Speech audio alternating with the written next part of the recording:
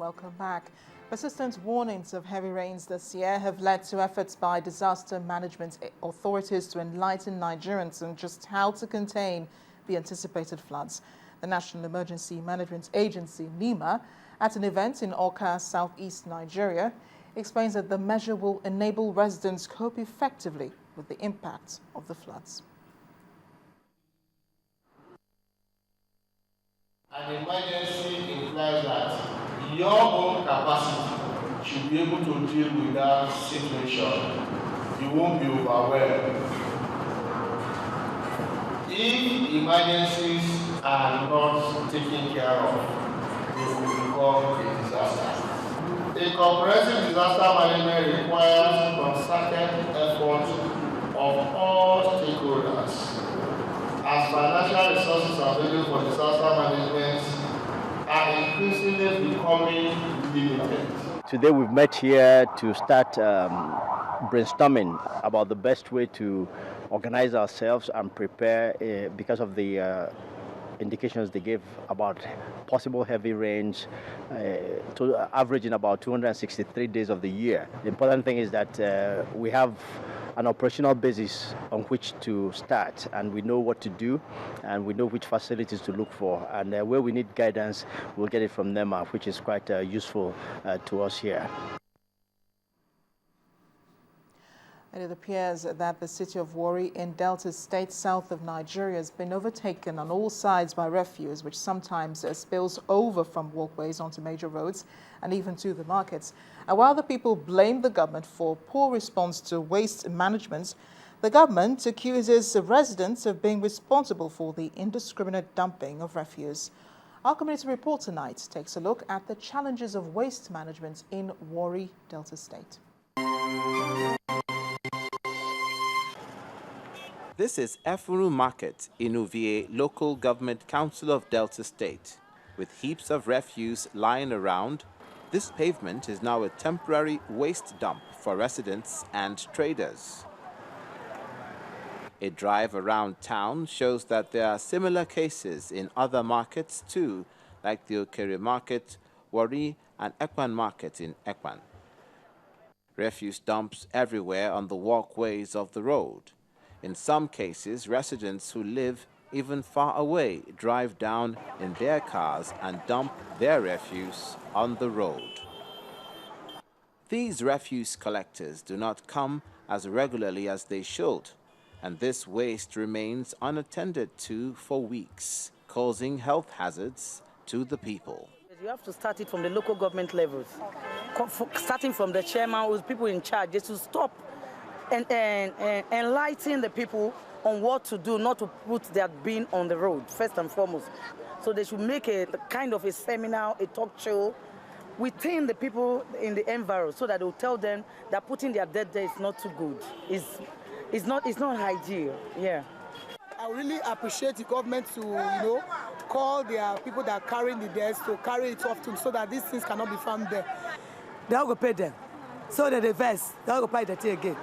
The Delta Waste Management Board, which is directly under the Ministry of Environment, is not taking this situation lightly.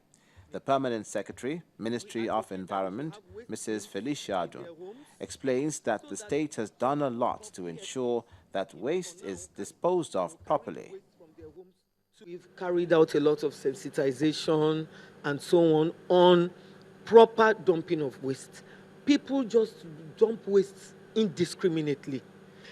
We advocate that they should have waste bins in their homes, so that some people we call PSPs, for now can, carry the waste from their homes to the government dump site. But you find that most people don't even have the waste bins. Most people are not also registered. So we are actually prosecuting offenders. A lot may be expected from the authorities, but the post-environmental habits of the people must change if the oil city of Warri is to wear a better look in the near future.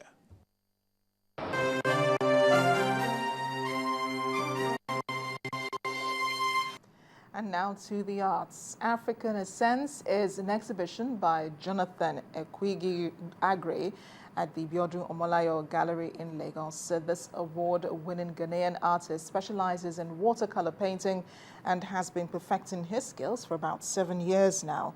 Art Review tonight takes a look at Jonathan's African Essence.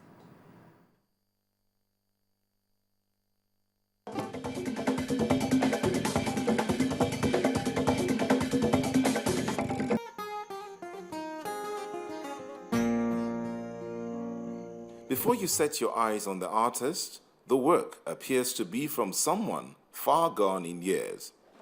But the reality is from Ghana. We see the beauty of watercolor through the eyes of 30-year-old Jonathan Agri, displayed at the Biodun Omolayo Gallery in Lagos.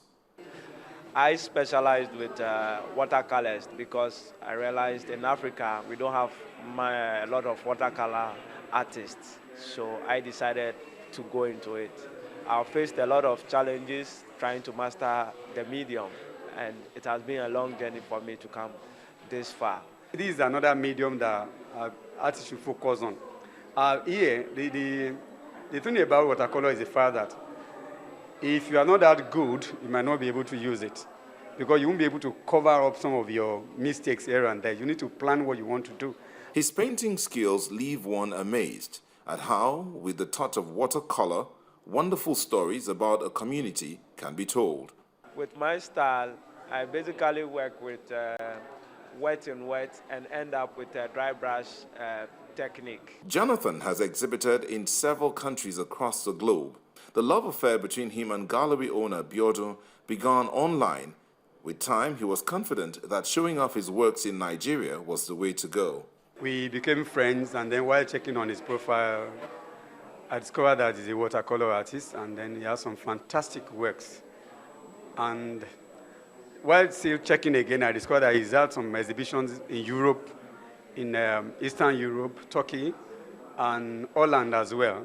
So I said, why can't I have this guy to come and exhibit in Nigeria? So I spoke to him, and we exchanged numbers, we spoke, and he was excited about coming to Nigeria. I specialize with watercolor for the past 7 years now. I've been working with watercolors, and each and every day that I practice leads to my progress. And now my speed has improved in completing the work. So within a day or two, if I wanted to do something like this, then it can take 1 day to finish because it's very big. But when it comes to small size watercolors, less than 30 minutes, 1 hour, I am done. This show is not only a celebration of a friendship, but a new relationship across borders. I grew up in the southern part of Ghana, where we have the Atlantic Ocean. And most of the fishing activities that takes place along the coast have a lot of similarities. He uses his talent as a voice and speaks about experiences that thrill the audience. I'm usually looking for someone performing an activity, ideally something with the hands. So you'll notice here, this is someone weaving, obviously something traditional, African, Nigerian specific art. The artist has his favorite. It tells the story of some of the similarities you might see in Jamestown, Fishing Bay, Winneba, Apam, Anumabo, and so on and so forth. All the fishing activities. These are the popular things. Their canoes are the same, their nets, some are the same, and so on and so forth. And the one that was a bit of a challenge. The technique that I was using involves a lot of time and patience because you have to let one wash dry and you have to keep on spraying it with the spraying can with water so that you get a lot of looseness in the picture. Creativity, talent, and skill are gifts that can fit into anyone, proving that age is nothing but a number.